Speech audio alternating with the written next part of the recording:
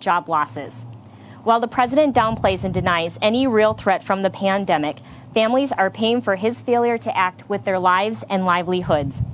During these uncertain times, it should be obvious Americans need access to health care, now more than ever. But instead of expanding life-saving care or working to reduce the price of prescription drugs, Donald Trump is in court trying to strip millions of their coverage in the middle of a global pandemic. As a nurse educator and a former nurse practitioner, I've seen how the healthcare system still doesn't work for many, and I also know how devastating Donald Trump's actions will be if he succeeds in overturning the Affordable Care Act. As a nurse practitioner, I took care of a gentleman in the emergency department who had not had care in over 20 years, and he had not seen a healthcare provider because he just couldn't afford it. He was working full-time, just didn't have the benefits. I diagnosed him with diabetes and asked him to follow up with me at a free clinic that I volunteered at.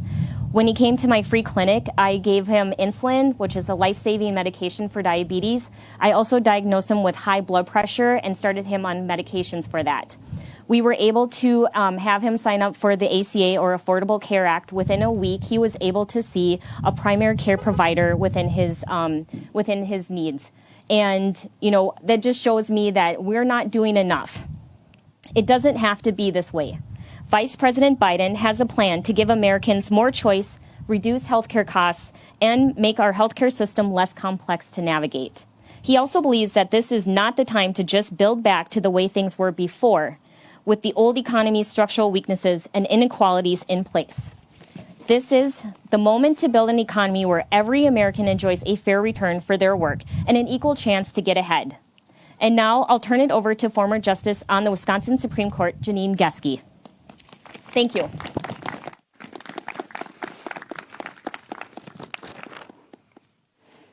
Welcome, Dr. Biden. We've experienced all 4 seasons while we've been waiting for you here. So, as a former judge and a former Wisconsin Supreme Court justice, I have stayed away from endorsing candidates. For 40 years, I have not endorsed a single partisan candidate, but I decided this was the time to speak. I could not remain silent as this race goes on and the difference that there is between the two candidates. So I'm very proud to have joined the Biden-Harris team. And as hard as it may be sometimes, this was an easy choice. I know many of you, as I do, mourn the passing of Justice Ginsburg. Justice Ginsburg's successor will have a profound impact on every part of our lives and our future. This isn't about who's sitting on the court. It's how people are going to decide issues on the court. We need fair and impartial justice on the court, people that will go there without a predestined decision in hand when they're deciding these critical issues that affect Americans. And so it is important that we look at what's happening at the Supreme Court today, tomorrow, and the next few weeks, because it will affect our lives and our children's lives for years and years to come. If Donald Trump succeeds in this appointment, we could see the court strip our country of affordable health care. And we will have millions of people who are going without basic health care and medicines because of that decision. All this while the COVID-19 is going on, like the lung scarring and heart damage that we're finding in people. There's simply too much at stake in this race to remain on the sidelines.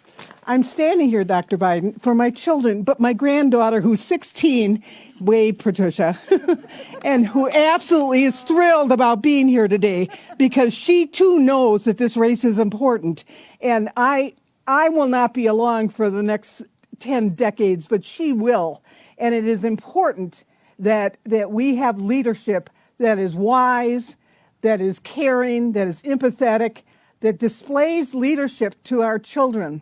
One of the worst things I think that have happened during these 3.5 years is that all the children who have looked to see what a leader looks like have seen Donald Trump. They've heard his language, they've heard his meanness, they've heard his bullying, and that's who they've learned to accept as their president. We have to end that. We need a president like Joe Biden who's going to treat people with respect, with empathy, to deal with racial inequities, and to be able to make a difference in this world. Joe Biden has the experience and wisdom that we need at this moment. Now I'll turn the program over to Lynn Carey, a retired nurse and nursing professor from Washington County.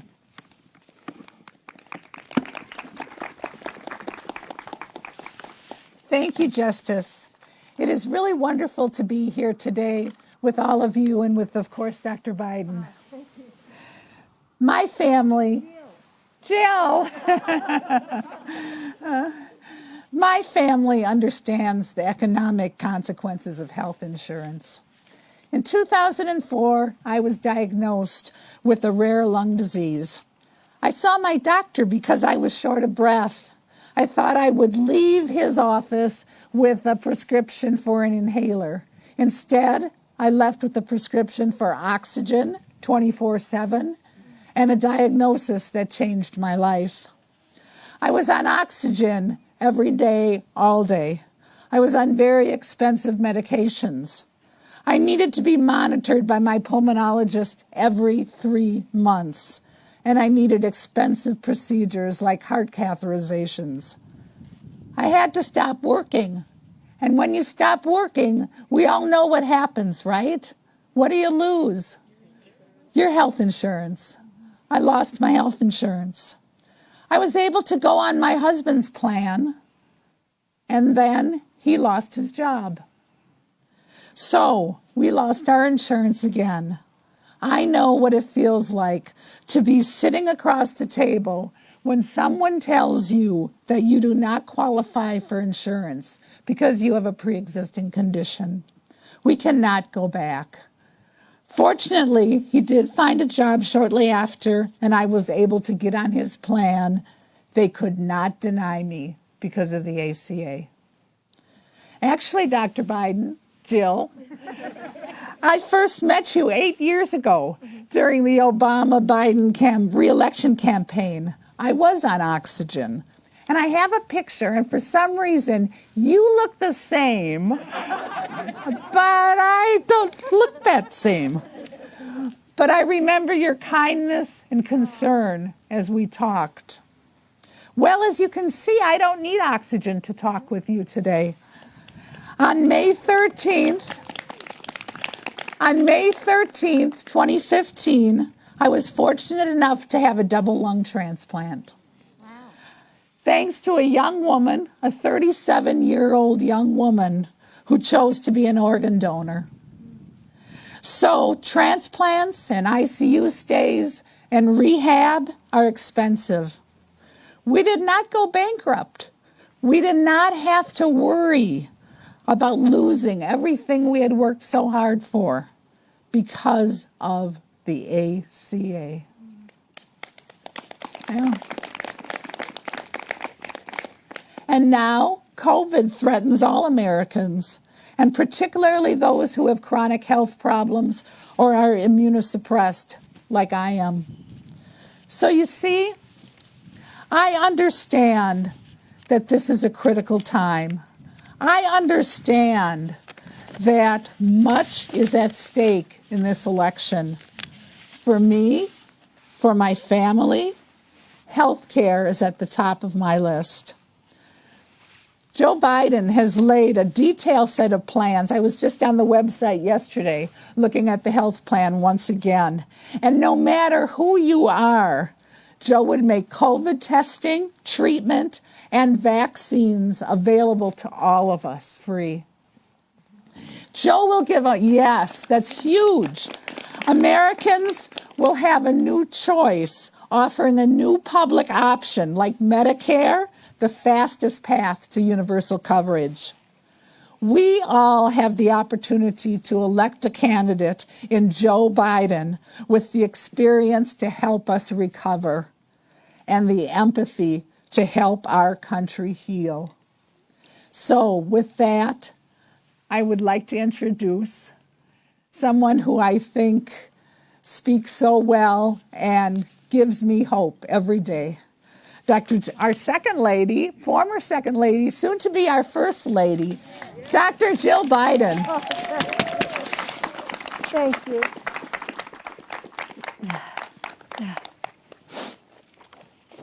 Okay. Thank you, Lynn. And it's wonderful to see you again. My gosh. You know, as a nursing educator and a transplant survivor, you know our healthcare system better than anyone. Wow, you have quite a story. And you've seen how innovation can save lives, and the quality of care doesn't mean much if you can't afford it, right? So once again, I'm so grateful for your sharing your incredible story, and I thank you for your tireless efforts for making sure that all Americans get the health care that they need. Amy and Maggie, thank you so much for hosting us today in your beautiful house and your beautiful land with your beautiful animals. So I'm so glad to be here in Waukesha. I said that right, right? Okay. Especially to be here in person after I've done so many virtual events in your state. But I'd like to start with a personal story of my own. So as many of you know, I've taught, for the last 10 years, I've taught writing at Northern Virginia Community College. But I've been a teacher forever, for 36 years. And a few years ago, I had to tell my students that I would miss the next class for personal reasons. And so my students have a lot of shining qualities, but boundaries are not one of them.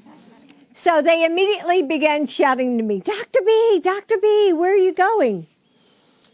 Well, my sister Jan was having a stem cell transplant, the first of her cancer treatments, and she would be isolated in a hospital room for over 6 weeks. And I tried to explain that to my class with as much composure as I could muster. But as I tried to tell them, you know, the words caught in my throat. And so I turned around, and I was in my classroom, and I faced the whiteboard, you know, hoping to gain my composure. And as I turned back around, my entire class was lined up, and they gave me a hug one by one. And that act of kindness, that act of community, gave me the strength to keep going. And it saved me in a time when I didn't even realize how much I was struggling.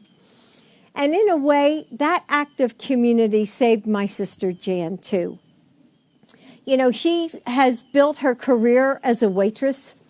And when she got sick, believe me, she didn't have the money and she didn't have the insurance to cover her treatments. It was only because of the Affordable Care Act that she was able to find a plan that she could afford. And it was that law that made it possible for her to get covered, even though she had a pre-existing condition. So it's easy to take for granted just how much changed when we passed the ACA. So 20 million people got covered. It's amazing to think of that, including more than 200,000 Wisconsinites. Wisconsinites, I don't think I ever said that word before. So pre-existing conditions got covered. You know, it's not an exaggeration to say that this law saved my sister's life. And we all know that the ability to take care of our health is the foundation of a good life. I mean, we all agree with that. But these last few months have shown us that it's more than that, too. Our health is the foundation of our communities and our economy. And gosh, this pandemic has done so much damage. Some of it can be measured. The over 200,000 American lives lost. millions who have contracted this disease and may now, and because of it, now have a pre-existing condition. The more than 10 million workers who are jobless. But in other ways, the damage can't be measured. The lost time with our loved ones, the mental toll of isolation and anxiety, the shattered hearts of every family that is grieving a loved one. And it didn't have to be this way. I mean, that's what's so unbelievable. It didn't have to be this way. And at almost every turn, this administration has not only failed to prevent and mitigate the destruction around us, they've made it worse. As the pandemic rages, President Trump is attacking the health care coverage that millions of Americans rely on and trying to eliminate the protections for people with pre-existing conditions. He's hoping to get rid of the law that protects them. I mean, for all of us, I mean, it's unbelievable. Still, amid the chaos and the grief, we also have so many stories of courage and resistance and resilience. Healthcare workers going above and beyond to care for their patients. Educators driving to neighborhoods to create hotspots for kids who don't have Wi-Fi. People donating food at food banks and in order for others to keep safe. It's amazing the food insecurity that we've seen in this country. And across this country, people of all walks of life are putting their shoulders back and fighting for each other. We haven't given up. We just need leadership worthy of our nation, worthy of all of you. And Joe is the only candidate in this race with a plan to recover from this pandemic. He's going to provide clear, evidence-based, yes, he believes in science, national guidance for businesses, schools, and individuals, created by public health experts. And he's going to make sure that our schools and our child care centers have the resources that they need to be safe, so that our kids can go back to school and we all can go back to work. And he's going to ensure that all Americans have access, like was said, to free testing, free treatments, and when that vaccine comes out, so that we can protect our families and our communities. But it's not just about returning to a system that left so many behind. It's about building our nation back better than before. And that's why Joe is going to make sure that our steps for economic recovery are just, equitable, and benefit all Americans, creating millions of good-paying jobs. And he's going to invest in the small businesses that are the backbone of our country. And he will not only defend the Affordable Care Act, he will build on it as well. Because it was always meant to be like a starting point, not a finish line. So he's going to create a public health insurance option like Medicare so that everyone can have high quality, affordable health care plan. And he's going to lower premiums, deductibles, and out-of-pocket costs. And the big one, I think, for everybody, he's going to make prescription drugs affordable. And I hear that across this country. Joe has spent his entire career bringing people together and getting the seemingly impossible done. And I can't think of anyone better to lead us through this pandemic than my husband, Joe. With the chaos of this moment, the uncertainty, it can be easy to watch, what's going on and feel so discouraged. I mean, I hear from a lot of people, how much anxiety and depression they feel. But right now, We don't have to just watch what happens. We have to decide what happens. And when we elect Joe and Kamala, they will help bring us back together and heal our fractured communities. And they have the fortitude to help us rebuild better than ever. And with their steady leadership, steady, not chaos like we have now, we can change the course of our future. So for just a moment, I want to take you to that future. So imagine that it's November 4th, the day after the election. I know, we're all like counting down, right? You wake up and it's a beautiful morning, maybe a little bit more sunshine than today. And maybe you stayed up a little too late watching the returns. I'm sure we're going to be up till all night. So you go and you pour yourself a cup of coffee. And at first you start to worry about your day, which I'm sure you all do now, like thinking, oh my gosh, what time are my meetings? What time do I have to get onto that computer? You know, you're thinking about your Zoom schedule. And then it hits you like, oh my God, Joe Biden won the election. And pretty soon there's going to be a nationwide strategy to end this pandemic. And when you go out to get your mail, you think about your neighbor who lost her job. And then you realize, whoa, the next president is the same man who led the recovery in 2008 that created millions of jobs. You go to check the news and you notice there's no pit in your stomach. Your shoulders don't tense up. You're not dreading what's going on in the world. Instead, you sit a little taller, knowing that our next commander-in-chief will bring out the best in us.